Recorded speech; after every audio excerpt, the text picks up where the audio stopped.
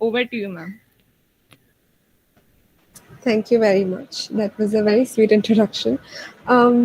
So, I'll just be giving a very short introduction of ourselves. Once again, I am Ashwati, and with me I have Jiniya. So, I'll tell you on what we'll be doing today. A brief introduction of what we'll be doing today and tomorrow. So, the questions that are asked, which are supposed to be answered tomorrow, it'll just stay there, right? We'll address it tomorrow. So, basically, the first day we are going to talk about sex versus gender. We're going to talk about the biology of menstruation. We'll have a few activities, and then we'll talk about period products and its sustainability, and then we'll have a Q&A session. And then on day two, we'll talk about PCOS and PCOD, vaginal discharge, menstrual health and hygiene, nutrition during menstruation. So, what kind of foods you're supposed to eat, and painkillers and how often they can be used. So, if any of your questions falls in day two, mostly it will be included in the session. And if you have doubt other than that, it'll obviously be solved in the question answer round. Okay. So apart from this, I would like to suggest, like, if you all have books around, or if you all want to note down things in your notepad, so because we'll be addressing a lot of information, right? So you can't remember everything at once. So it will be nice if you can note them down if you want to remember it for later.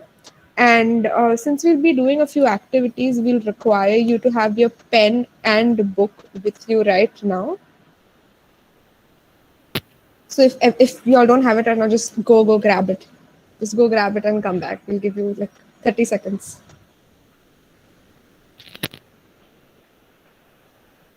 Once y'all are ready, just quickly in the chat box, just put ready.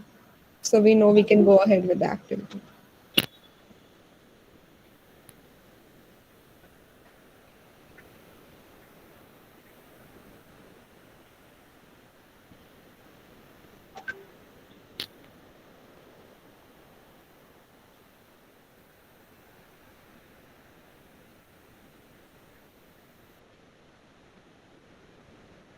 Once again, once y'all are ready with a paper and a pen, just write ready or done in the chat box so I know when to start the session.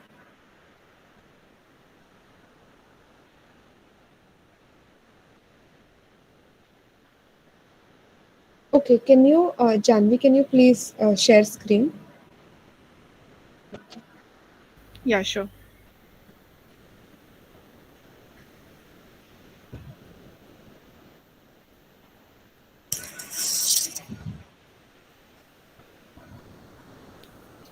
Is the PPT visible to you? Yeah. Okay, I have to ask Janvi, is the chat box closed? It is open actually. Uh, Because okay. for me, Volunteers, you can go on and type in if you are ready. Okay. it is showing chat isn't available at this time. So like even I'm not able to type Is it anything. not? Mm. Okay. Yeah, it is not. We'll give you access in 2 minutes.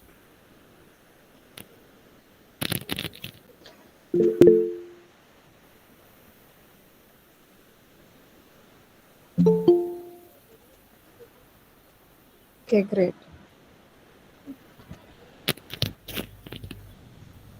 Okay, Janvi, can you present the next slide? Okay.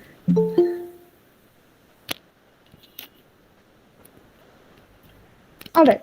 So now that everybody is ready, I want you all to make two columns with the words sex and gender. And when you think of these two words, what comes to your mind? Like, what associates with you when you hear words like sex and gender?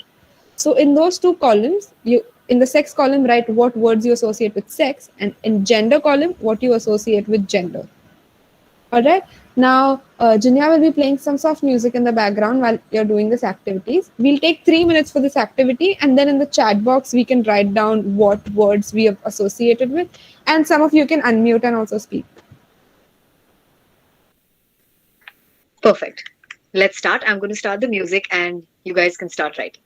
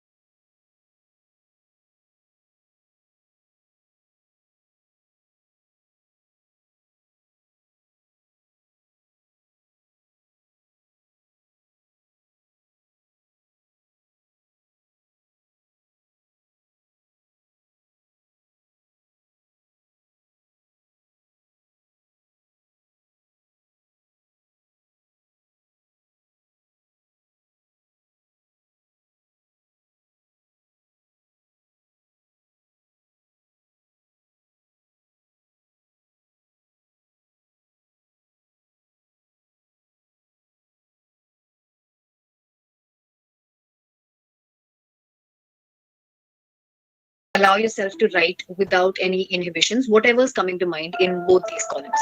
There can be fewer words in one, there can be more words in the other. That's completely fine.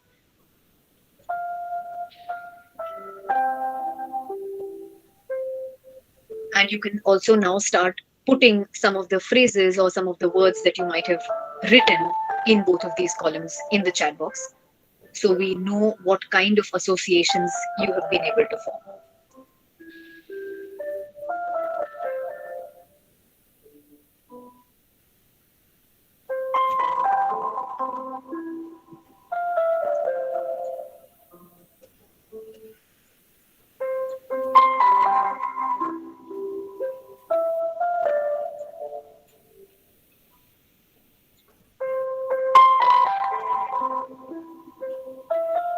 All right, let's wrap up the activity and let's start putting in our responses now. We have received a few responses here in the chat. You can write whatever it is that has come to your mind. It can be related words, it can be words that are not related. It's just your personal association that you have formed, because this is what is going to form the basis of our discussion today. And if we don't understand this, then it's going to be difficult to understand some of the terms or some of the concepts that we will be discussing today. So, requesting more of you to put your responses in the chat box. Gender as masculine, feminine, one of the very important associations that usually comes up when we talk about sex and gender. Okay. Okay, some more interesting responses. Mm-hmm. Absolutely. So some of you have mentioned sex as the biological aspect, the physical difference between people who are male, female, intersex. Gender as a social attribute, a broader concept than sex. How a person identifies. Interesting. Anything else that might have come up apart from this?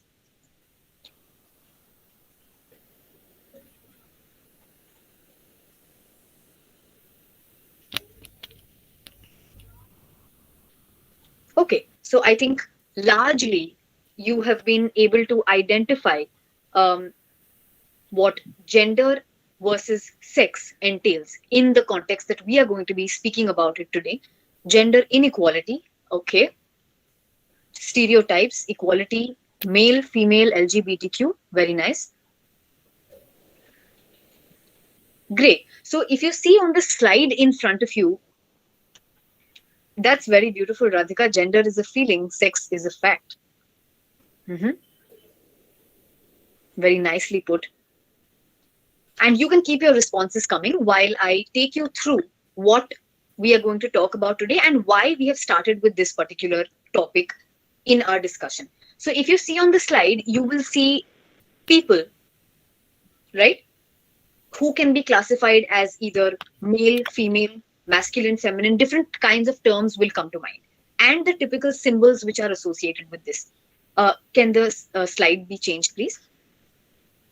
So, as many of you have very rightly said, that sex is a biological aspect. That is the kind of body that you're born with. Specifically, the reproductive organs that a person is born with, male, female, intersex. It's it could be said that sex is something that's restricted to your biology, versus gender, again, as some of you rightly mentioned, is a much broader concept. It's a social construct which many of you know about. So if you see, there is a gender spectrum, right? And whatever we have studied in school, or whatever conversations we have had, sadly, even today, there are largely conversations in which sex and gender are equated with each other. Because I remember when I was in school, sex as a word was awkward to use for us, even though it means it's something as simple as your biology, right? There was so much of taboo associated even with the word sex that we used to use the word gender interchangeably with sex. But later, as these conversations started broadening, we realized that gender and sex are actually interrelated, but definitely not the same thing. right? Because even if a person is born with, say, a male reproductive organs or female reproductive organs, it does not mean that their gender identity is going to conform to that particular sex, right? So very simply speaking, someone who is born with a female reproductive system, it's possible that they might not identify as female at all, or they might identify as gender fluid. They might not conform to gender norms at all, right? So gender can be understood as a spectrum where it's not just black and white, male and female, masculine and feminine. It's a broad spectrum where we can say that on one side there is the femaleness, on the other there is the maleness, and within that there are us, all of us, no matter what kind of gender we identify with. And so, next slide, please. This question, it's very important to ask ourselves that where on this gender spectrum might our gender identity be? It's possible that many of us identify fully as female, some fully as male, some partly male, partly female. It's very, very broad, right? And we are talking about it and we are trying to fit this into a definition, but it's not always possible to define what our gender identity is, because it can be something that's all encompassing, right? So, why are we talking about this today? Is because we want to first of all bust these two terms as females or women menstruate versus men or male do not menstruate. This is usually what the conversations around this sound like. So when we are taught about this in school or in formal academic institutions, this is something that's very commonly used. But we need to understand that not everyone who menstruates is a woman or identifies as a female. Why? Because they might place themselves anywhere on this gender spectrum. So someone who is a menstruator might identify as a trans person, might identify as gender fluid, might identify as female. It could be anyone, right? So that is why, for the sake of this discussion in our session today and tomorrow, we will largely be using the terms menstruator and non-menstruator rather than using woman or man versus male or female, so that it's easier for us to understand that we are talking completely about all those people who do menstruate regardless of their gender identity versus those who do not, right? So it was important to establish this. And now we are going to get into one of the most important parts, the crux of our discussion, which is very, very important to understand, because without this, it's going to be difficult to take the topic forward. And you will see that a lot of your questions that you might have will probably get answered once you understand what the biology of menstruation is like. I'm sure many of us have a very simple kind of an understanding of what menstruation is, but there is a very complex interplay of different organs, different hormones within the body, which we are now going to be talking about. Next slide, please. Right. So what you see on the screen now, definitely all of you have seen this diagram in your school science textbooks, and many of us are familiar with the diagram of the female reproductive system. And this is just a simplified version of that, where you will see all the different parts labeled here. So on both the sides, there are the ovaries. The fallopian tubes connect the ovaries to the uterus, which connects with the cervical canal, and that further leads to the vagina. So we need to keep this illustration somewhere in our mind, because now when I'll be explaining to you the process, you will find it easier to relate if you have this diagram at the back of your mind. So I hope this diagram is clear with everyone so far. You just need to know some of the parts which are important for us to understand regarding this. All right. Can I have the next slide, please? Yes. So in a menstrual cycle, which on an average, if you read up in articles, and on an average, a menstrual cycle lasts for 28 days. It can vary between 28 to 35. And there are some events that take place within this particular menstrual cycle. So these events, we are going to go through it one stage at a time, so that we understand part by part how this whole process is occurring within the body. So these four important events in the menstrual cycle are: firstly, the follicular phase, then ovulation, after that, the luteal phase, and finally, menstruation. So once we go through all of them, we will understand what are the processes that actually lead to what we know as periods or menstruation. Right. Next slide, please. Let's start with the first phase, which is the follicular phase. So what happens in the follicular phase? FSH, or follicular stimulating hormone, is secreted from your anterior pituitary gland, which is located in the brain. So FSH is secreted from the brain, from the pituitary gland. And what does this FSH do? Is it stimulates the growth of your ovarian follicles. So as we have seen in the diagram, the ovaries on both the sides, the FSH, once secreted, will stimulate the growth of follicles in the ovaries. Now, from multiple follicles which might be produced, there is one dominant follicle which produces estrogen. So I'm sure we have also heard about this hormone called estrogen. And what this estrogen does, very important function that we need to understand, it acts upon the uterus. So the V-shaped section that we had seen in the diagram. And why does it act on the uterus? To thicken the endometrial layer. So we are now getting into what the endometrial layer is. Why is it necessary? Why does this endometrial layer thicken? We are going to get into that as we go along through the stage. So just three basic steps in the follicular stage. FSH secreted from the brain, which is stimulating your ovarian follicles so that these ovarian follicles can develop. Your dominant ovarian follicle is producing estrogen, which is acting upon the uterus to thicken the endometrial layer. After the follicular phase, we move on to the second phase. Next slide, please. Which is the phase of ovulation. So now this estrogen, which has been produced by the dominant follicle, is again stimulating your anterior pituitary, right? So it's a constant mechanism that's going on from your brain to the reproductive system. First, the pituitary gland acted on the reproductive system. Now the estrogen produced here is again stimulating the anterior pituitary, which is secreting hormones. Now we are getting familiar with two more hormones. We have known about the FSH. Now we are coming to the LH, or the luteinizing hormone. So once the estrogen acts on your anterior pituitary, it's resulting in a surge and increase in the luteinizing hormone and a drop in the FSH. In the second phase, FSH drops. LH, there is a surge in this.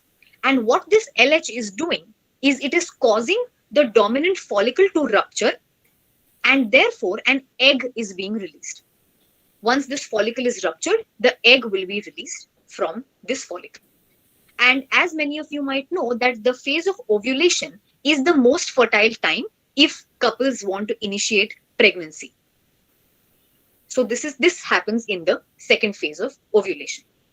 From here, we move on to the third phase. Can I have the next slide? This is now the luteal phase.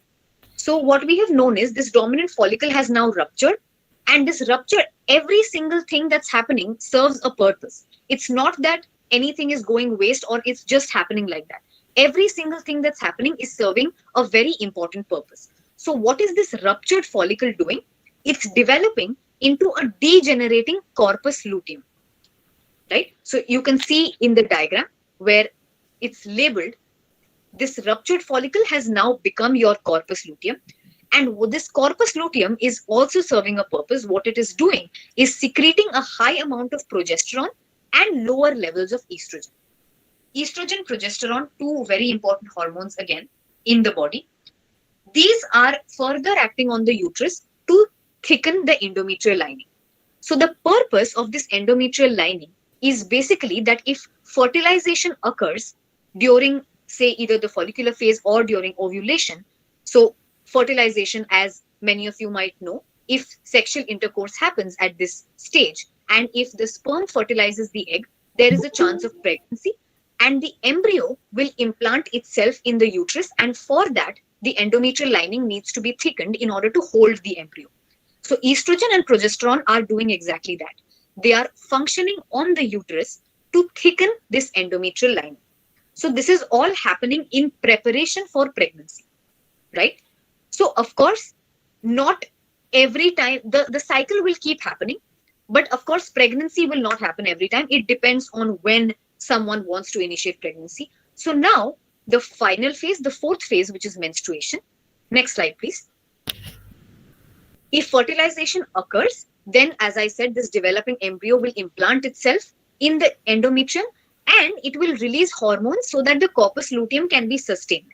Because the corpus luteum is required during pregnancy. It aids during pregnancy, to release further hormones to shelter the embryo. That is only if fertilization occurs. But if it does not occur, what will happen? This corpus luteum is now not serving any purpose. So it will now degenerate. And this endometrial lining, which was being thickened all through the first three phases, is going to shed. And the shedding of this endometrial lining from the vagina is what we know as periods or menstruation. And now, because the endometrial lining is shedding, estrogen and progesterone levels are also dropping down because their purpose is also being served. They have worked to thicken the lining, but now the lining is not being used anymore. It is being shedding, and estrogen and progesterone levels drop.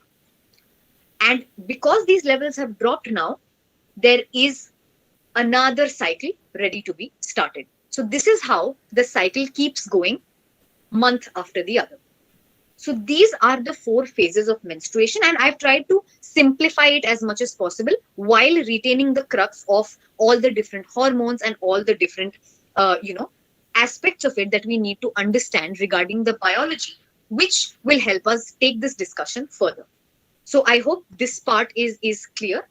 If you have any questions related to this, of course, you can put it in the chat box. It will be addressed while we're doing the Q&A. But if it is clear, just give me your confirmation in the chat box. Just say clear. I hope all of you have been able to understand this.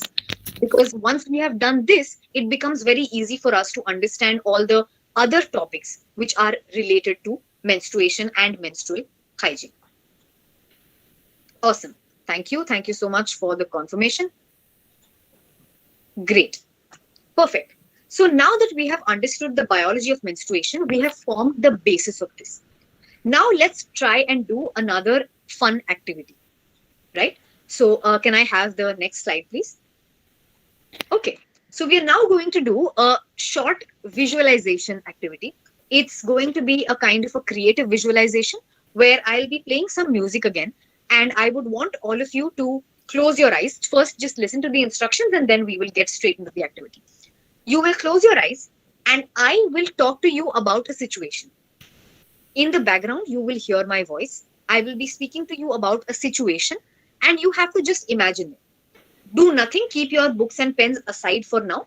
Keep them near you, but keep them aside. Relax yourself and just imagine what I'm saying. And then the further instructions will follow during the visualization. Right? Okay. So you can close your books and just take a comfortable seat wherever you are and just relax. We are now going to start with this particular visualization. Yes. So in a few seconds, you are going to hear the music which will start. And just try keeping all your distractions away from you at this point so that you can completely understand and experience this particular visualization.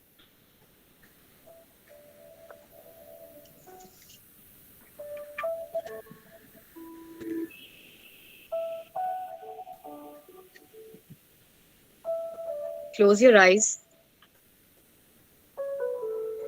Take a few nice, relaxed, deep breaths. Breathe in. Breathe out. One more time. Breathe in. And breathe out. Relax yourself completely and just follow my voice. Imagine you're walking down a road on a clear summer afternoon. You're merrily humming to yourself and you smile at the passers-by. You are in a very cheerful mood and are taking in the greenery around you. The sun is shining very brightly now, right above your head. You feel some sensation in your body and realize that you have started sweating profusely. It's very, very hot, and the sweat penetrates through your clothes. You spot a sweat patch on your t shirt just near your underarms. Your clothes have now started sticking to you very tightly, and your skin is completely soaked. The sweat patches are appearing all over your clothes. You notice that the people around you are now looking at you and they start murmuring something among themselves. They keep pointing at you and are giving you strange expressions. You hurriedly start running home because the clothes are now making you feel extremely uncomfortable and you want to change them as soon as possible. You keep running while the sun shines over your head. You have now reached home. As you enter through the door, your parents spot you and give you a very grim look, and they ask you to get changed quickly. You go and get changed and are now feeling very fresh. You come to the living room and see your parents preparing for a puja at home. You try to help, but they refuse, saying that you are not pure right now since you have been sweating, and so you are not allowed to touch anything sacred that is related to the puja. They tell you that you will be given separate food, bland and boiled, till you don't stop sweating because spicy food or salty food can cause imbalances in your body. They also tell you that you are not allowed to go out to meet your friends because of your condition. They ask you to go to your room and stay there till you have stopped sweating completely. How does that make you feel? What are the things that you want to tell your parents and all those people on the road who were giving you strange looks? What are the feelings coming up for you right now? Take a few moments, breathe in, breathe out, reflect on the questions, reflect on how you are feeling.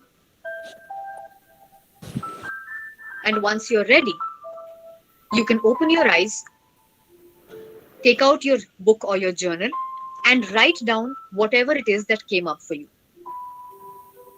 Take a few moments, gather yourself,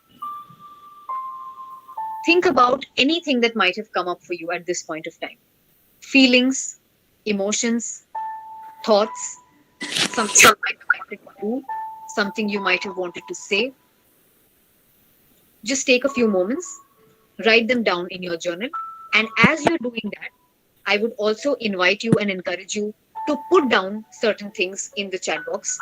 Anything that you might have felt while you were visualizing this, something that you thought you would tell your parents about it, any feelings that are coming up for you right now. How did this whole visualization make you feel? What did you think about the whole situation that was narrated to you? Let's take 1 minute and let's gather our thoughts and start putting them in the chat box. On the basis of this, we are going to touch upon the next part of our session. And so I would urge you to write down whatever it is that you have felt during this visualization.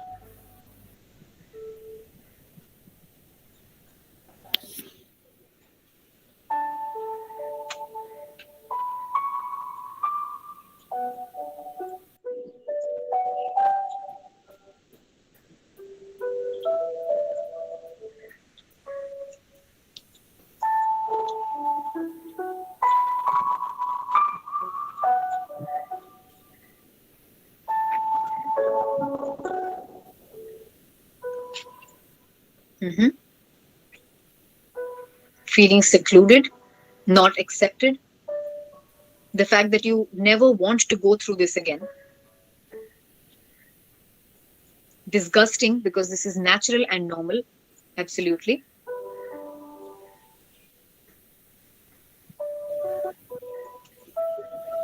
Okay. Hmm.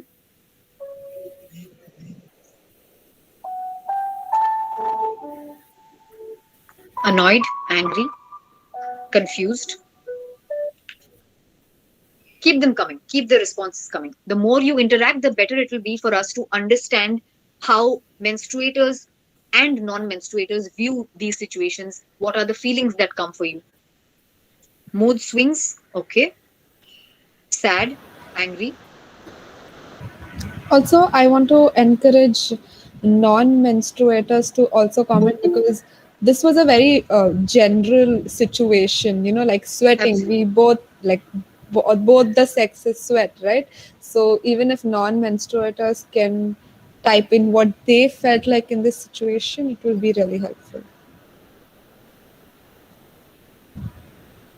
Frustration, it's a natural thing, absolutely. It should be changed. Very true. Thank you. Thank you, everyone, for all your responses. And of course, the reason we did this activity and the purpose of doing this visualization was to see and to understand how ridiculous it would be if something that's a natural bodily response, sweating, it's natural, it happens to everyone. And it's, of course, as we visualized in the scenario, the sun was shining, it was a hot day, and okay, I can see some more responses here. Disgusting, humiliating. Yes, the visualization was meant to make you feel uncomfortable. It's normal and people do not understand. Mhm. Unfair. Absolutely. So the reason we did this is to show you the the sheer ridiculousness of this whole thing, right? Because the analogy of here was sweating, and the whole thing, we can relate the exact same thing to something like periods. You're just walking on the road, and periods can, it's something very natural, it's something that menstruators do experience every month.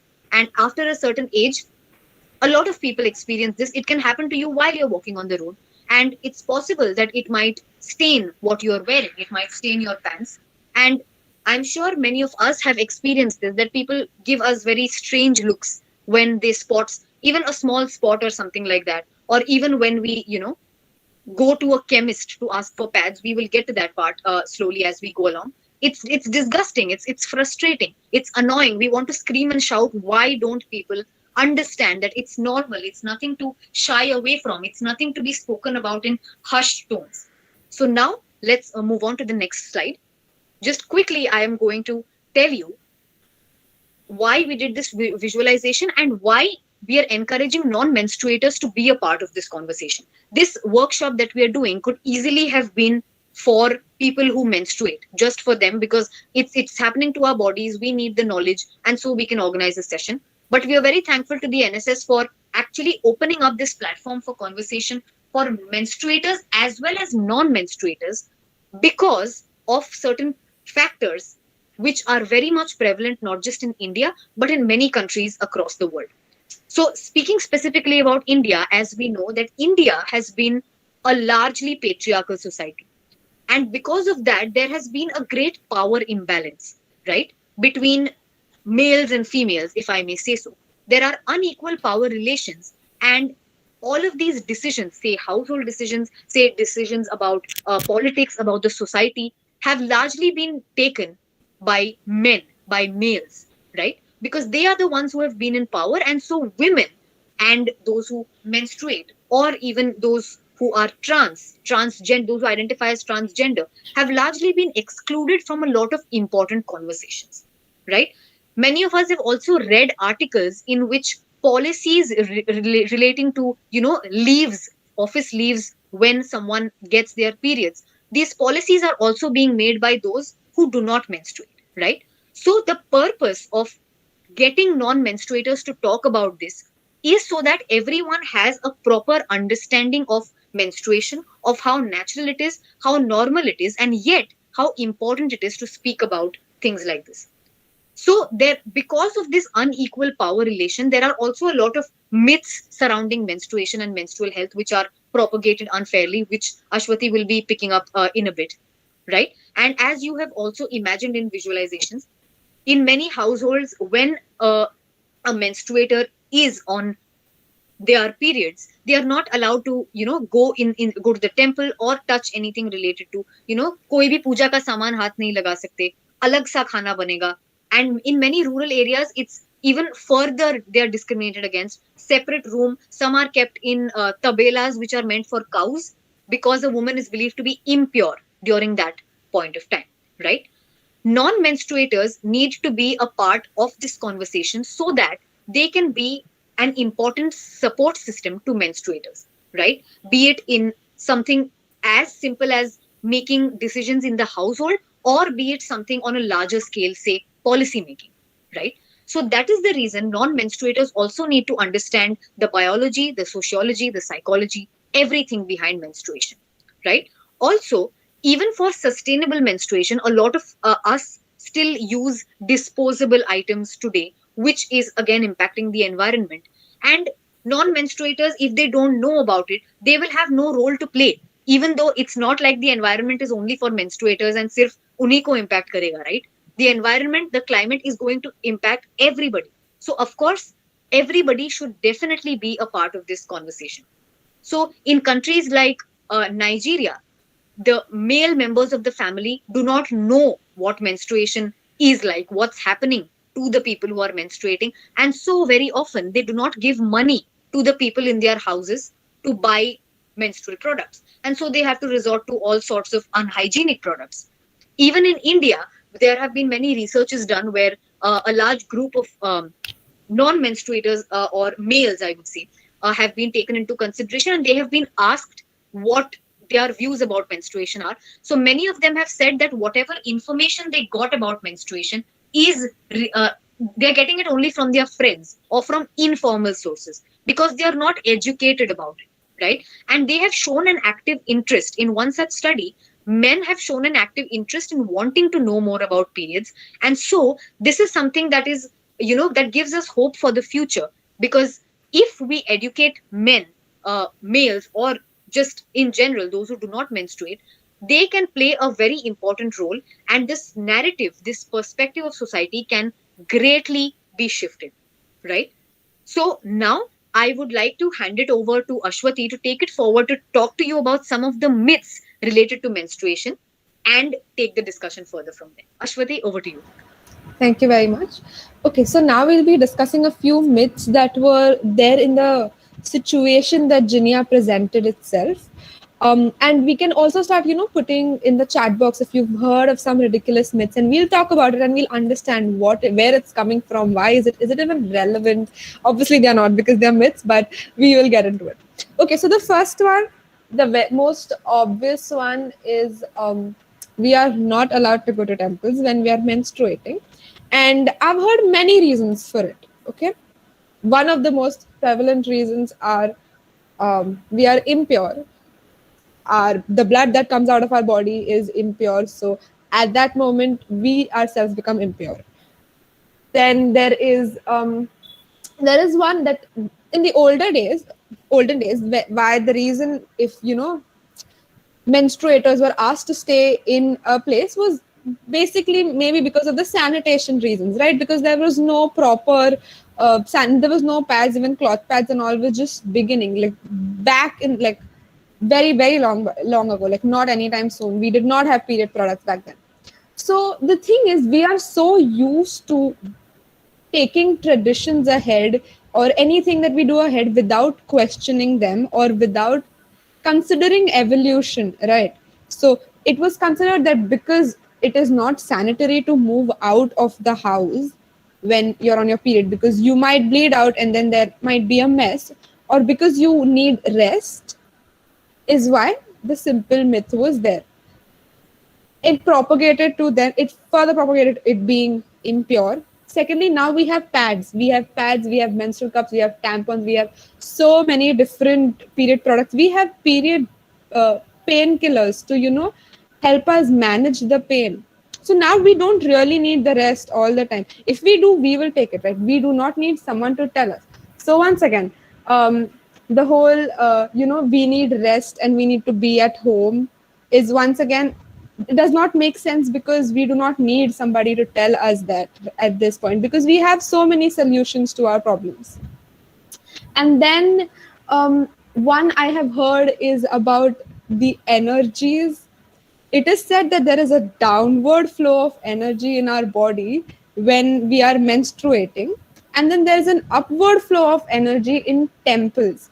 So when you go into a temple during these times, the flows they clash, and you can have something as serious as a pelvic prolapse, which is absolutely wrong, right? So there is no logical reason to not go into a temple when you are menstruating. It's just myths. This is the most common one you must have all heard, right? We're all like, we all come from families where it's like, oh, you're on your periods, you can't do this.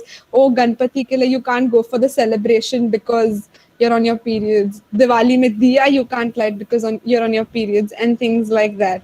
So this is one myth that comes. One of the most ridiculous one is like, you cannot water your plants when you're on your periods, because apparently the plants will die if you do that. I have been watering my plants since a very young age, even when I'm on my periods, but my plants are well and alive. So I still do not see where this myth comes from. So also, if there is anything ridiculous y'all have heard, please start putting it in the chat box. So we'll. Okay, yeah, there was one. They can't even cook. Once again, even with cooking, they say when we touch products like pickles and everything, they will rot because we've touched it. Once again, I've been eating pickles since a very young age, and even when on my periods, they have never rotted in my house. I don't know what kind of pickles they're using. So once again, that is also a myth. Like, they can't touch earthen. So so the thing with all of these is, they're just trying to keep us out for some reason. They're just trying to, because of the whole impure thing, they're just trying to tell us like not to do this, not to do that. It's a power play at the end of the day most of the times, which is very sad. But it's also, this is the very core reason why education for both menstruators and non-menstruators is necessary, because we know that it's this is irrelevant and this does not make sense, but everybody around us should know. We can't just expect people to know, right? So we need education from a very young age, from school itself. When we have sex education, we need to include girls and boys and all the other genders, basically both the sexes together, and not have a different sex education class for the females and a different sex education class for the males. I am from India, where we can't touch anything when on periods and have to wash everything we touch. Exactly. This comes from the place where we consider periods to be taboo, impure, and that's why we ourselves are considered, menstruators ourselves are considered impure at this moment. Any other myths that you all want to bust?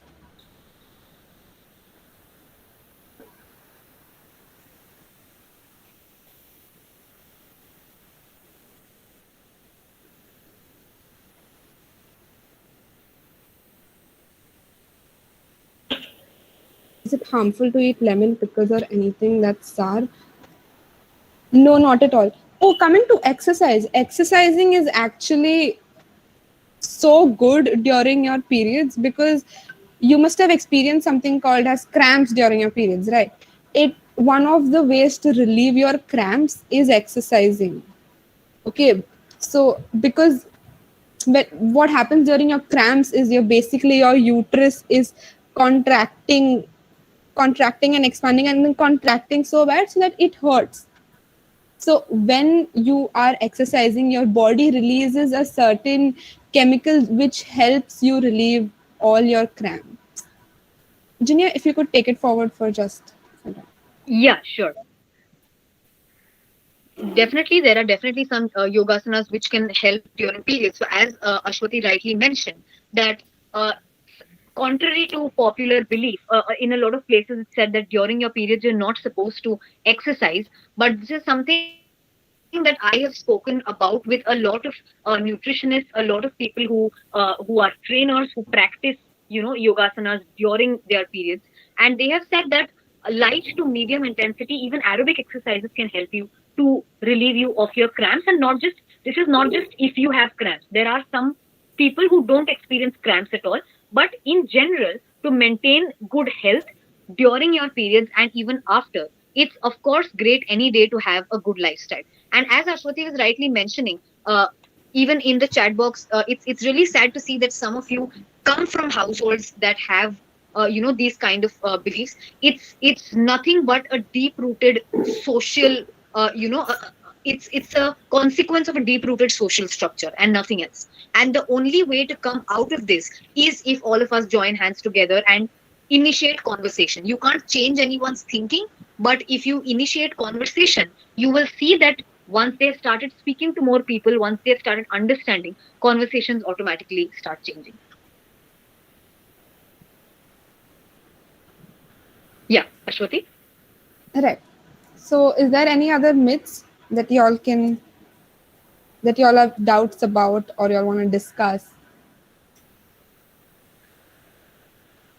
Also, we will be talking about a few exercises and yogasanas tomorrow in the session when we're talking about relieving period cramps. So that will be helpful. We can all take a note of that tomorrow. Okay, so if we are done with the myth busting session at the moment, we can always do it later in the Q&A session if you all have anything. Let's move on to period products and their sustainability. So one thing from a very young age, like since we got to know about periods, all our parents did was ये pad है, ये लो, this is what you have to use. हमें कोई भी products का different products का information नहीं दिया था. We were only introduced to one single product, and that is what we've been using for the longest time. So right now, I want to introduce you guys to a few more products, a few more um, eco-friendly options, if I may say. So, okay, so moving on to first, can we go to the next slide, please? Okay, so the first and most important thing is during periods, it's a very comfortable experience for most of us, with the cramps and with the flow all day. It can get very uncomfortable. So we need to understand what the right product for our body is, right? So the amount of physical activity level matters a lot. If you're a dancer, if you're a sports person, and if you swim, so you do activities like these, you might need a product that is fit for your body at the time, because using a pad all the time is not very convenient and it may cause things like rashes and all, right? Then cost. In India, unfortunately, not a lot of people are able to afford menstrual products, knowing the amount, like the pink tax that you have to pay for every period products, and all our period products are so expensive. If you yourself have gone to buy pads, you know how expensive those little packets are, and it's just like not affordable for everybody. Then sustainability, reusable or disposable. This is another important thing where we have to think about not just ourselves but the environment and the future. Then the ease of use, how easy it is for you to use those products, and the time efficiency, how long you can wear a certain product for, how soon you have to replace it, clean it. Okay, so next slide, please. So I start talking about so pads. I'll start talking with pads. Pads, we don't really need any explanation, I feel, because it is the most common product most of us have been using. Pads are usually to be changed after 5 to 6 hours. The basic reason is our blood after a time, because okay, so pad uses certain chemicals to absorb our blood, right? So the blood after a certain time starts having an odor. So to not have odor or anything like that, we should keep changing our pads from 5 to 6 hours. And then okay, so once again with pads are made out of plastic, and these plastics take like 500 to 800 years to decompose, right? So that is one of the reasons pads are extremely not environment friendly at all. Moving on to the next product, that is tampons. Can you have the next slide? Yeah. Can we have the next slide? Is it not visible? No, it's not visible for me. Which slide are you on? I'm on tampons. Oh, Wait a minute. yeah, yeah, yeah.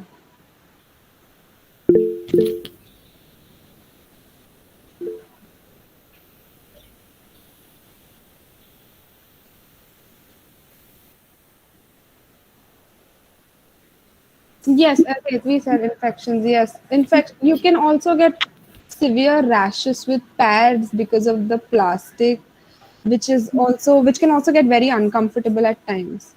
Okay, now that the PPT is back, let's move on to tampons. So, tampons are also one of a very widely used products, but not in India. So, tampons are generally inserted inside the vaginal canal and they expand as they absorb menstrual blood. So tampons can get a little tricky to insert, right? So the first part is insertion, and we are all like that is one thing most menstruators are uncomfortable doing. It's just seems scary at the point, right? So tampons like pads are made from highly absorbent material, including rayon and cotton. Unlike pads, tampons rest in the vaginal canal, so they don't discriminate when it comes to they absorb. So in addition to your menstrual blood, they also absorb things like natural lubricant and bacteria present inside your vagina. Right. So we had a question about toxic shock syndrome. So this is where it might come from. So basically, introducing a foreign object into the vagina may disrupt the natural pH balance, causing irritation or discomfort. Although like toxic shock syndrome or TSS is a very rare cause, tampon users should be aware of the risk. If any of you are are looking to use a tampon, this is a risk you should be aware of. So be on the lookout for symptoms like high fever, or if you're diarrhea, high fever, vomiting, and then feeling weak, dizzy, all these things, it may be because you have toxic shock syndrome. Okay. So the odds of suffering from TSS are 1 in 1 lakh. So before you totally disregard using tampons, you need to understand that it's not very common. And how to avoid toxic shock syndrome is you need to buy tampons that are on the low side of the absorbent. So like they don't absorb every moisture available inside your vagina, right? And you should keep changing your tampons from 3 to 4 hours. 3 to 4 hours is a little early, maybe 4 to 5 hours. So you once again don't soak out every bit of lubricant available inside your vagina. And if you have things like if you have maybe a skin infection near your genitals, you should seek medical assistance, because once again, that's something you should always you should all like, if there's anything like any itching, or if your vaginal discharge turns a little too smelly or anything like that, it is something you should always consult your doctor with. So, okay, now that we've talked about pads and tampons, these are two products that generate so much waste in the environment. So, around 432 million pads, sanitary napkins are generated in India annually, and the potential cover landfills spread over 24 hectares. So, according to Menstrual Health Alliance India, one sanitary pad could take 500 to 800 years to decompose, as the plastic used is non biodegradable and can lead to health and environmental hazards. Considering 36% of menstruators use sanitary napkins, the environmental footprint is very high. Most of these pads have over 90% plastic, and each pad is equivalent to 4 plastic bags. According to data from Ministry of Drinking Water and Sanitation, shows that 20% of such pads are thrown in routine waste, 28% are thrown in the open, 33% are disposed via burial, and 15% are burnt openly. So if you go to rural areas, you will see the other two options being played out. For example, that is burial and burning very frequently. So I myself, when I go to my native, I have to give my pad out to my grandma, and she would, bury it somewhere. And once again, one pad takes 500 to 800 years to decompose. So it's just there sitting in the land. And then burning of plastic obviously has its harm. So these are one of the reasons you could, consider switching to a reusable menstrual product. So now moving on to reusable menstrual product, can we have the next slide, please? Cloth pads and period underwear. So cloth pads are basically, as you can see on the screen, it looks just like a pad. You just have to pin it on your underwear and you can go about the day. So considering the affordability and environmental impact of sanitary pad cloth is an effective option. So like while menstruators, you know, people don't seem to understand that, one pack of disposable pads might be for 500 something, and one pack of reusable cotton cloth pad might also be for like 500 to 600. People need to understand that the cloth pad is a more viable option because you can use it for 4 to 6 years to come. So it's always a more economical option to choose, and it is also one of the most healthier options if you've taken care of the cloth pad properly. So for example, millions of people, menstruators, cannot afford disposable pads, clean cotton cloth, and cheaper option is because it is eco-friendly. The cotton cloth is eco-friendly, accessible, affordable, scalable, reusable, and also sustainable. It is a big win for the menstruator and the environment. So, moving on to okay, no, for cotton cloth pads also the one thing, it's also, a lot of people ask if it's a healthier option. We had a question. The question was if yeah, many people in the villages use them, and that they are better than pads and other products. Is using cloth safe? So once again, cloths are more hygienic than the disposable products we use because it does not contain any chemical that needs to be absorbed, right? It cloth pads are made of 3 to 4 layers of cloths that absorb the blood, and we have a waterproof layer, right? So that the blood does not flow out. So according to that, so once you know how to wash your period your cloth pad properly, it will be very easy to move into hygienically using it and stop using disposable pads. All right, moving on to period underwear.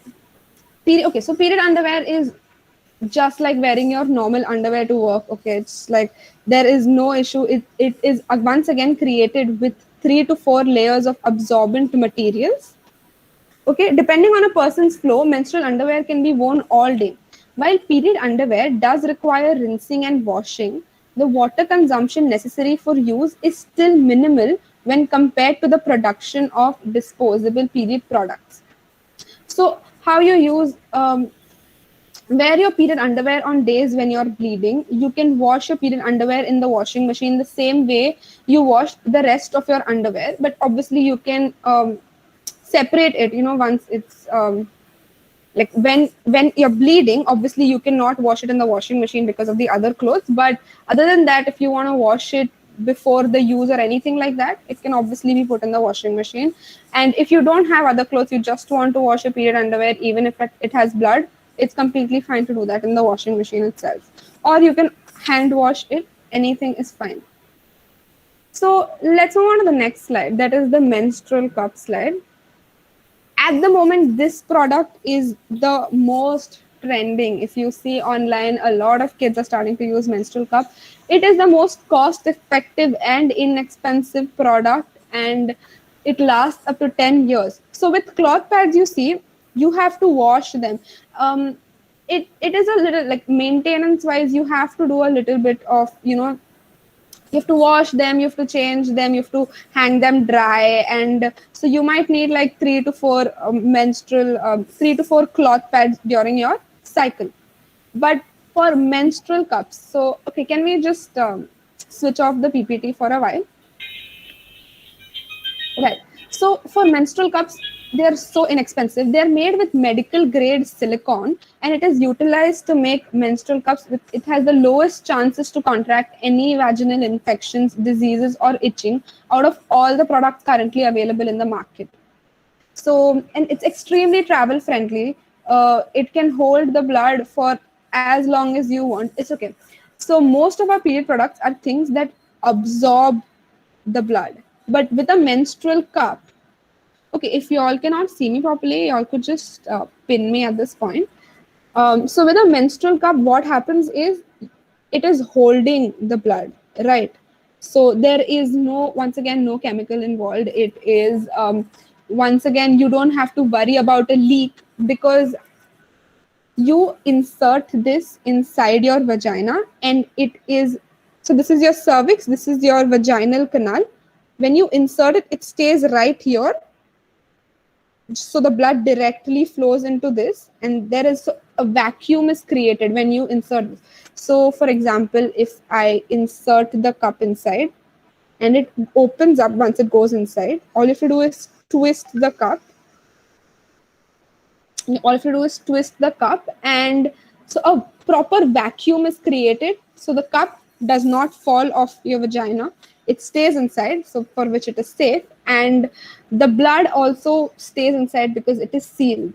So for people who are into sports, who dance a lot, who want to go swimming, who are swimmers, they can use this. It is very convenient, and once it goes inside your vagina, it's, you know, after some time, once you get used to it, you can hardly feel anything is inside.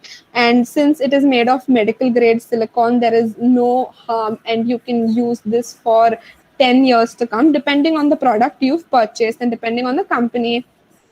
You know, they tell you if you can use it for 5 to 6 years or 10 years, right? So I'll quickly tell you all how to use this. For example, when you buy a cup, what you can do is you can simply either wash it, or what I would suggest is you need to sterilize the cup. So all you need to do is take a pan or anything like a any pot in which you can boil water, and you can put this in the boiling water for 3 to 5 minutes. Make sure you are near the gas because people tend to leave it, they forget it for hours, and the silicone obviously melts. That is something you don't want to happen. So always just like 3 to 4 minutes, keep a timer. Once it is sterilized, take it out, and then you can use it. And then during like this 3 to 7 days you're menstruating, what you need to do is just throw out the blood, wash it, and that would be it. You don't have to boil it every single time. At the end of your cycle, what you can do is at the end of your every period, like your seventh day, you're done bleeding, you can once again sterilize it, put it inside safely, and then use it again during your next period. So does anybody have any questions regarding any of the menstrual products?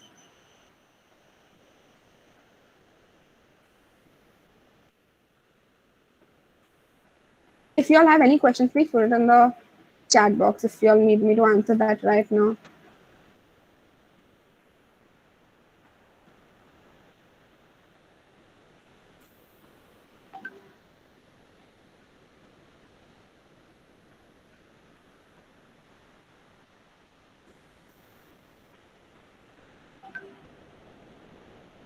All right. So now that we have seen both options, that are the sustainable options and the options that are reusable, now it's our choice whether we should go with sustainability or comfort. So one thing we really need to understand is period can be a very uncomfortable process for a lot of us. Okay, so the change can be slow, but we can definitely initiate a change, right? Using a cloth pad might be very a hassle at times because you have to wash it, you have to take care of it. Not like pads, like you've used it, just roll it up and throw it. It's not like that, right? But once again, just imagine the amount of waste we are producing every month, every year, for as long as we are 55 or something till we hit menopause. So it is definitely something to consider. Menstrual cup might be a little uncomfortable for some because of the whole point of insertion. So, we can maybe slowly start with cloth pads, period underwear, and then maybe switch to menstrual cups once we are comfortable, because the amount of environment, like the amount of plastic we are going to stop producing, the amount of waste we are going to stop producing is going to help the environment so much, because like pads and tampons not only create waste, they also emit hazardous, when they seep into the mud, they seep into the water streams, which can be very hazardous for us. So once again, now the question is, we need to ask ourselves, are we ready to make a little bit of effort to make our planet a bit more greener and a better place to live? Now it's completely upon your comfort and understanding. It might take some time. It's fine. You can be 30, you can be 40 when you actually switch. You make up your mind and switch. But what happens when you switch is you influence the people around you.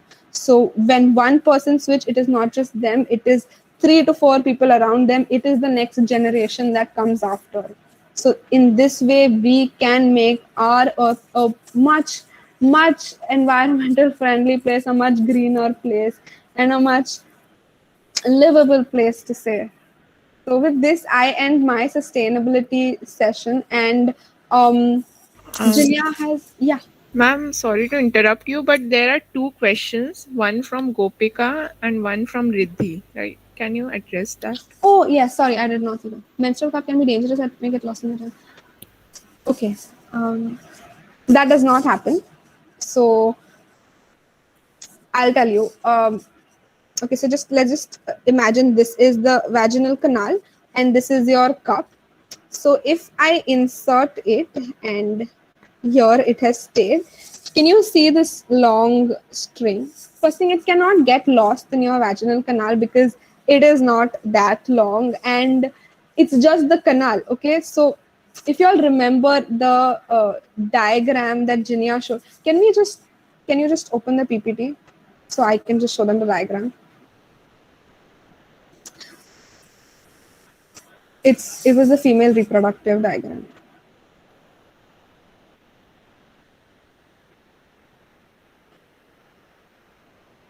Right. So if you all can see here, there is something called the cervix.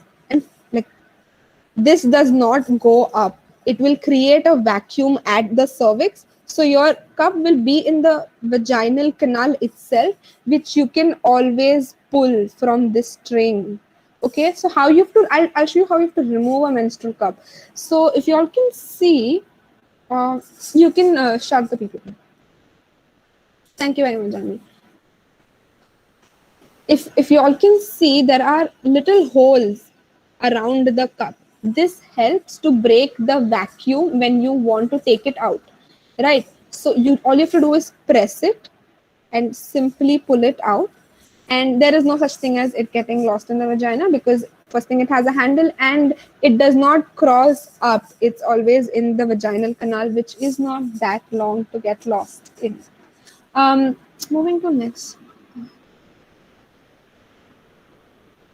Right, Hetvi is absolutely right. So, addressing Riddhi's question also with this, do menstrual cups hurt or feel uncomfortable?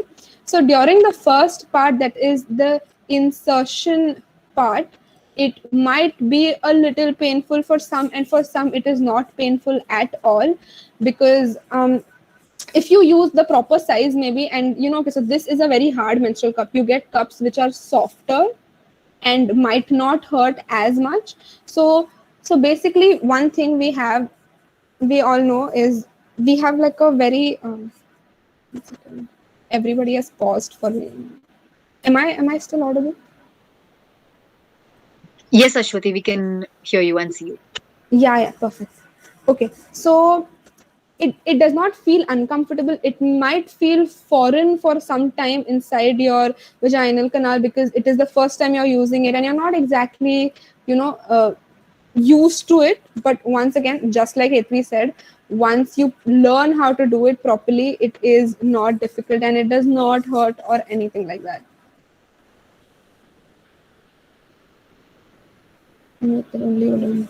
So, okay. Riddhi had another question. This was another Riddhi. There is a myth that only older women use it because of virginity. Is that true? So, once again, virginity is a social construct and not a real thing. So, Jiniya, do you want to take this?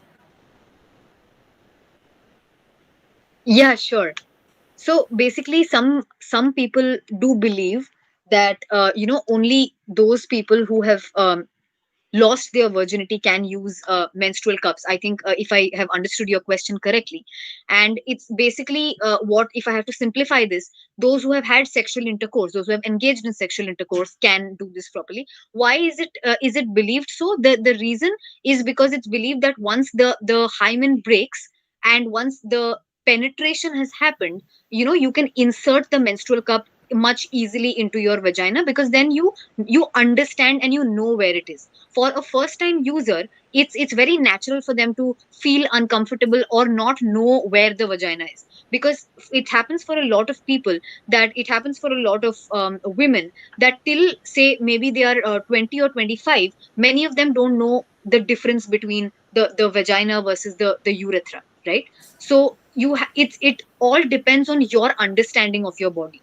So this is not true, because many people as young as 11 or 12 years old are also initiated into this process, where their parents speak to them about menstrual cups, and they are asked to explore their body, and then they can easily insert menstrual cups into the vaginal canal. So it's definitely not true, but the reasoning behind this, it's not a superstition.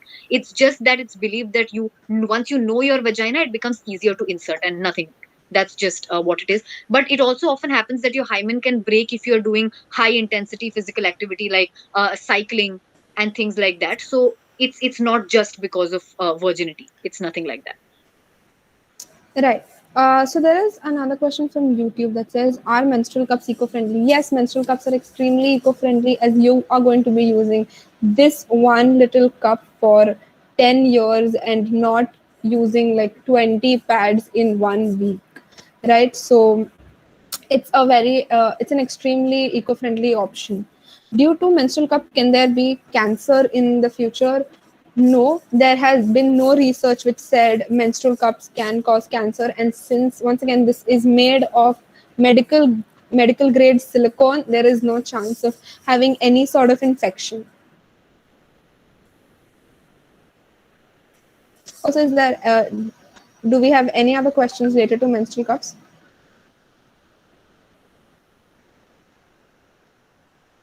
If not, there are a few questions that still need to be answered. Different questions that came in the Google form, and Jinya would be answering them. So let's move on to Jinya. Sure. I think Bhairavi has also put another question saying, are menstrual cups painful to use? Right. So yeah. Yeah. So once again, just like Jinya explained the whole concept of hymen right now. Okay, so hymen is this small membrane around your vagina hole. That's the entrance. It's not something that completely covers it, so there is no breaking of the hymen as we usually hear.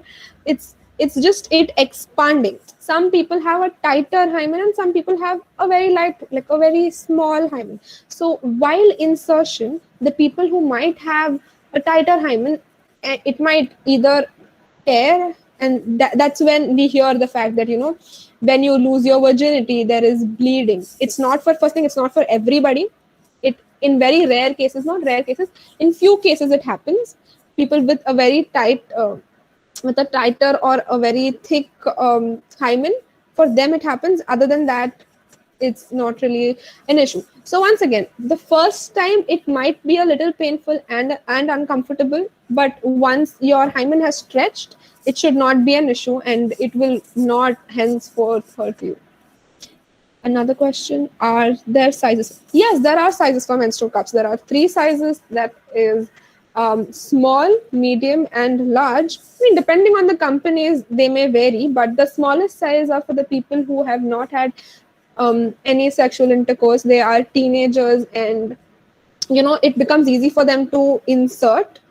So That is what is small. For medium is people with a heavier flow, or maybe people who've had sexual intercourse before can use medium. And large is for menstruators who have given birth. So the large cup is usually used by them. So these are the three sizes available. Am I missing any other question? No. Right. Okay. So I think we can continue with Jinya. Great. So I think we've almost touched upon all the questions and the topics that we had planned for today. Just a few more questions that had come in from all of you before the session. So I'll be addressing some of them today, and some are related to the topics we'll be speaking about tomorrow, as Ashwati mentioned in the beginning. So don't worry, they will definitely be addressed tomorrow. So the first question that we got is, how should one deal with an irregular menstrual cycle? So, an irregular menstrual cycle might not have any reason for you to worry about. There can be various reasons for an irregular menstrual cycle, and a lot of times it happens because of a major lifestyle change. So, if you have moved your houses from one place to another, or if you have undergone some major change in your family, or if you have undergone a grief or trauma, that can have an impact on your body. It can cause hormonal imbalances, and it might you might experience an irregular menstrual cycle, but there's nothing to worry about, because a 28-day cycle does not mean that every person on this planet who menstruates will have a cycle in 28 days. It can vary between 28 to 35. It can also be more than that, depending on any other physical conditions that you might have, any other medical conditions like thyroid, or PCOS, PCOD, that we will be talking about tomorrow. Also, if you think that the irregularity is affecting with your daily life, it's interfering with your the way you move about in your day to day life, this is even with cramps, then of course don't hesitate to reach out to a medical professional, because everyone's bodies are different and it varies from person to person. So the your gynecologist, your doctor, will be able to tell you why exactly this might be happening, and treatment can be provided to you accordingly. Next, how should one deal with the stress and anxiety while menstruating? Okay, so I'm sure this question has been addressed through the discussion today, because menstruation is a very natural process, and there is nothing to be anxious about, specifically related to menstruation, or there is nothing to be stressed about just because you're menstruating. But if things like that come up, then you can do just simple everyday activities like meditation, mindful breathing. Those things greatly help. Also, hydrating yourself is very, very important. You don't have to go anywhere, you don't have to worry about anything. Keep yourself hydrated. This is something that will help you to not just manage your stress and anxiety, but also to relieve cramps. Your cramps are more likely to occur if your body is dehydrated. So drink lots of water, have a balanced diet. We will get more into this in detail when we talk about nutrition and menstruation tomorrow. So that is one thing. Secondly, if you are worried about, or if you feel anxious about how to talk about this with family members who might not understand, all you need to do is just open up small doorways of conversation. Don't force anyone to accept anything. It's very, very deep rooted social conditioning, like I said, won't change overnight. But just a little bit of exposure, a little bit of open conversation, just sitting with them, talking to them about what you're feeling, what you're going through, will help them understand what's going on with you. And I'm sure they will be supportive. They have no intention to belittle you. Your family members don't want to belittle you. They don't want to taunt you or do anything like that.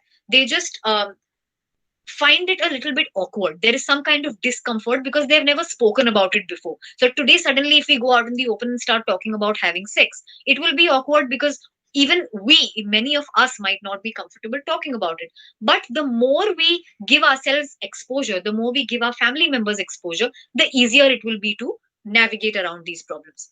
And as I already discussed, some ways to relieve cramps: have water, light to moderate intensity aerobic exercises, yogasanas, breathing exercises, uh, and some of us might use even hot water patches or hot water bags to ease the contractions that happen around your the uterus region or your stomach region. That will also help. In some cases, vitamin supplements also help, But of course, before taking anything of that sort, it's best to speak to a medical professional before you pop in a painkiller, because it's not always very good to keep interfering with your body. Try and use as many natural methods as possible. Lifestyle changes are the biggest and most important thing to note here. We will be going into detail here.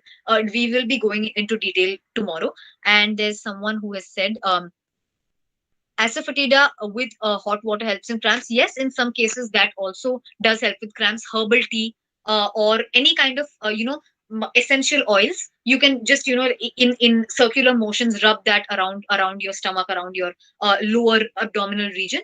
In some cases that also might help. There are various different ways. We just have to find out what works for our bodies, right? So yes, that's all that I had to address today. For those of you who haven't gotten any question answered, don't worry, we will be addressing them tomorrow for sure, because we have definitely gone a little bit over time today, since we had many important things to cover. And we hope you guys had fun, you learned something new today, and we're looking forward to having another great session tomorrow. Yes, over to Janvi. Okay, thank you so much, ma'am. It was a wonderful, insightful, and lively session. And now I would request Bhairavi to see that if there are any questions left, we can address it now. Bhairavi? Okay. Yeah. Hi. Hello, everyone. I'm Bhairavi. So, anyone who has any questions can either raise their hands or unmute themselves, or put your questions in the chat box, and we'll address those. And those who are on YouTube, we will be taking questions from there as well. So you can put them in the chat box. So yeah, we do actually have some questions from YouTube. So I'll just read them out. If that's okay. Should I read them out? Yeah, sure. Okay. So the first question is coming from Sanjot Dhavale. Excuse me if I pronounce that wrong. But some people say that exercising is harmful in menstruation. So, what kind of exercises should we do? Okay, okay. So exercising is not harmful during menstruation. Like I said, some people, contrary to popular belief, they avoid going to the gym. If they are regular gym goers, during those 4 to 5 days, they will avoid doing that, or they will just sit at home thinking that will make it easier. But this is it's definitely not harmful. But again, it's important to listen to your body. If you try to pick up, say, 100 kgs of weight when your body is not supporting it, you might not have the inner strength, or you might feel some kind of discomfort during periods. It's possible, it may happen, and you still try to do that, saying, I'm a superhero, I will do this even during my periods. That's just, you're trying to prove this to someone. You are not listening to your own body. But as I said, you can do aerobic activities, low intensity to moderate intensity. You can also do light jogging. There is no problem at all doing anything like that, because if not anything else, it helps you keep your body going in the natural normal way. It doesn't alienate your body, and it just, because you might have experienced that if you start exercising, you do that for a month, and you give a gap for 2 weeks, what will happen? Your muscles will start stiffening, right? So if you keep exercising even during your periods, it will help your body keep functioning normally. But important thing is here to listen to your body. If you don't feel like exercising, that's completely fine too. But if you think some movement will help, movement is very helpful. So you can definitely do some kind of exercise then. Okay. Also, I would just like to add to that, what we need to very clearly understand is there are various types of menstruators. There are Right. some menstruators who would love to, go about their day, do every activity they do, exercise a little more if they want or anything like that. But then there are also some menstruators who just want to stay in a room, lie down, because that is what helps them relieve their cramps. Lie down with a hot water bag and eat comfort foods. So at this, just like Junior said, at this point you need to listen to your body and not what people say, because menstruation is so personal. We cannot generalize it for everybody. It is very important to understand. You should listen to your body. If you're facing any troubles, always and always visit your gynecologist. They can help you the best with it. Okay. By the way, we can move to the next question. Okay. Thank you so much. There's another question from Sanjot. What care should be taken while menstruating, apart from whatever you just mentioned? Is there anything apart from that? That No. There is. Okay, sorry, Ashwati. You can go ahead. No, I was just saying that is a very broad question. Like it doesn't narrow down a lot. Things there is nothing particularly you need to take care of. One thing you need to take care of is your hygiene because it really matters during that time. We also had a question, I think, about rashes during that time or something like people face itching or things like that, and yeah, women face itching in the vaginal region during their period. So one of the reason is maybe hygiene at that time is not sufficient, like the way you've been doing it. Maybe during when you're in a period you need to wash your vulva a few more times than you do normally, right? So it prevents the blood from being caught there and sticking there, so that may cause itching. Once again, the surface of your pad, it's plastic, right? So that can irritate your skin. Your skin around your genitals is very sensitive, so it can irritate your skin, and that is one of the reasons you like your genital areas itches during that time. That is the reason, that might be the reason why your vulva itches. So hygiene is very important. Make sure you're washing your vulva with warm, like lukewarm water. You do not need to use soap, it's unnecessary, but if you have unscented soap around you can use that. And just with lukewarm water you need to just freshen up from time to time. Is there anything you want to add, Jiniya? Yeah, and just like Ashwati also previously mentioned, that menstruation is a very personal thing. So there is no general sort of or special care that you need to do. This is often something that comes up in the narrative because menstruation is believed to be a very alien topic, something very new, something we need to go out there and do something about. There is nothing as such. It's just that we need the awareness, and it's a normal bodily function that happens for a few days in a month. So go about your daily lifestyle, take care of your lifestyle, avoid making any drastic changes, like don't change your sleep pattern, or don't maybe it's a good idea to avoid, say, alcohol or caffeine, because that just you know messes around with your hormones. It can cause hormonal imbalances which might further your cramps and things like that. So it's again very very personal. If you want to, if you feel like having coffee, if you feel like having chocolates, listen to your body. If you want to do that, don't feel guilt around it. That's one thing you need to take care of. A lot of people think that I'm dieting or I'm gymming and I feel like having chocolates, but I ate a chocolate because I'm on my periods and I feel very guilty right now. Don't do that. It's your body asking you, it's your body wanting to do that. So it's completely fine. Once in a while, that's completely okay. Take care of your health, and that should be more than enough. Okay, great. So there's another question about diet, like what kind of diet should be followed while you're menstruating. Okay, so we are going to touch upon this tomorrow. So stay tuned to this because we have a whole chunk dedicated to nutrition during menstruation, and we will be covering this in detail tomorrow. All right. So another participant from our YouTube live stream asks, Anushka Nair asks, how are we supposed to buy a menstrual cup for the first time? If you're a first time user, how are you supposed to buy it? So, do you mean like size wise? Okay, I'll explain just the both part. Once again, if you're a first time user, I would suggest to get a small size because it would lead to easier insertion. And you can find menstrual cup stores on Instagram. Plus, you can buy them on Amazon, of course. There is a very famous store called a famous brand called P Safe that sells their menstrual cups for I think around 300 to 400, which lasts you for 5 to 6 years, and you can easily find it on Amazon. And the one that I am using right now is by this brand called Women Cup. And they we all got this scent in paddling, so Junior herself has it. This is, once again, it's a hard material, so if y'all are new and y'all want in easy, if there are, okay, so there are different types of menstruators. Once again, a friend of mine, she told me she did not prefer P Safe because it was a very soft material. and she preferred this cup over that, and I personally preferred P Safe over this one because I prefer the softer material for my vagina. So so that's basically it. It's first thing, you need to understand your comfort. You can do a little bit of research on menstrual cups, and there are a bunch of shops online and a bunch of like Instagram shops also. Tomorrow we'll give you a link of these, so y'all can easily go about and purchase them if you want. Okay, that's great. So Sakina has asked in the Google Meet chat, what are the consequences if one does not maintain proper hygiene? Right. Okay, so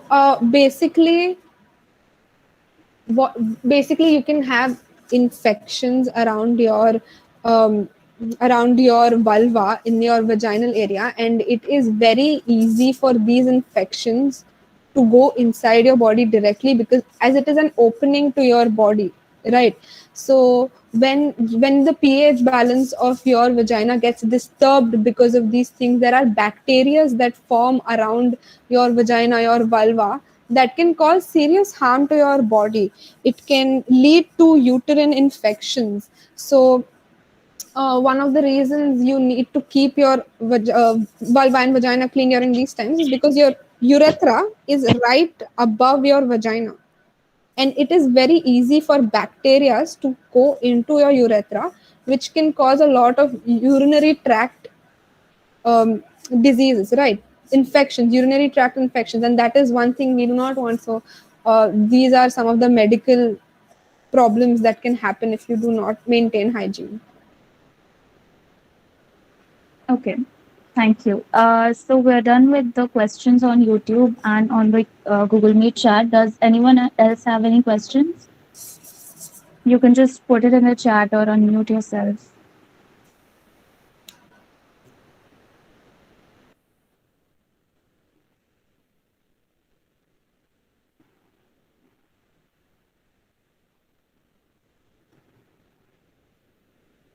Okay, there's a question from Riddhi Shinde. Are softer menstrual cups easier to remove? So once again, that depends upon the menstruator themselves. It's so even with a hard material, it's not that hard that you won't be able to just punch it in and bring it out, right? So it's like, I don't think there is an easier or harder way around this. It's just simply your comfort. It in both the types of cup, you can easily remove them and insert them. There is no such thing like that. It's completely on your comfort. There is no real difference when it comes to a harder and a softer cup.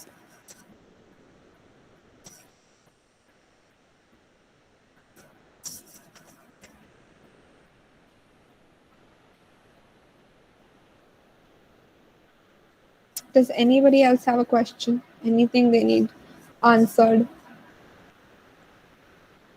Okay. I'm sorry, I just got logged out. I think we're done with the questions. Thank you so much, everyone. If anyone else has any more questions, you can ask them in tomorrow's session, or the Google form is still open till tomorrow 11 a.m. So you can still put your questions there. So yeah, now I would like to invite my co-volunteer Ananya Izatkar to deliver the vote of thanks for today. Thank you, Bhairavi. Before the feedback link for today's session will be provided in the chat box, so please make sure that you fill the form.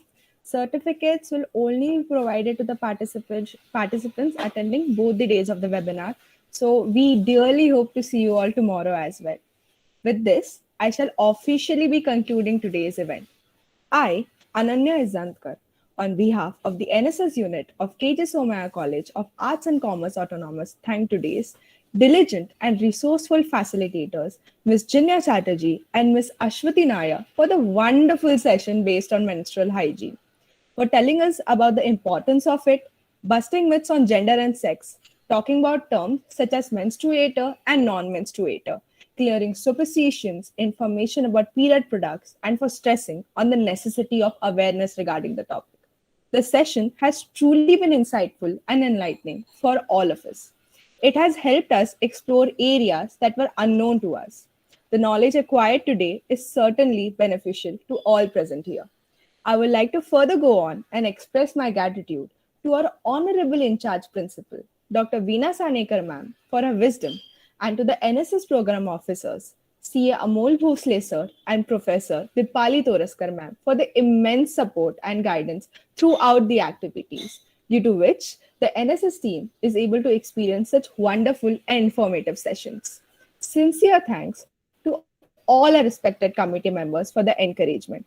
Last but not the least, for the amazing audience enthusiastically participating in this webinar and making it a huge success.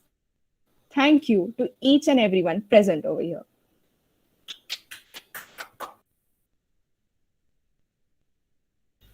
Okay. Yeah. Now I will officially conclude the session. Before that, do the speakers have anything to say? Just thank you very much for having us. We've had a great time in explaining these concepts and having a good conversation around periods. Absolutely. And the interaction was great. And we expect a lot more interaction from the non menstruators as well in tomorrow's session. So, looking forward to the same kind of enthusiasm tomorrow, too. Thank you. Okay. Thank you. Yeah. Definitely, Thank ma'am. you. Thank you. So now all the attendees and volunteers can leave the meeting. Thank you so much. Thank you.